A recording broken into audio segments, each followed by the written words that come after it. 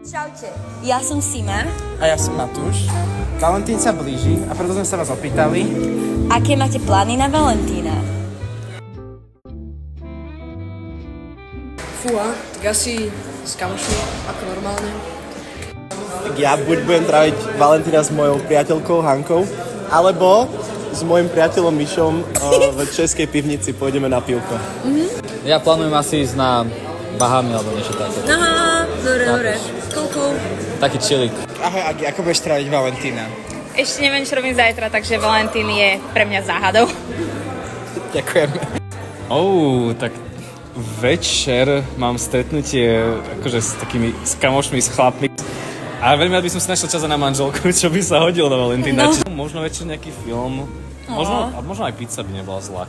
Ďakujem za otázku, teraz mi napadajú nápady. Tak ja idem so Simonkou na date a ideme zažiť niečo nepredvídateľné. A chcete niekomu spriemniť Valentína? Príďte do kaviarne a pošlite mu poštu alebo cupcake.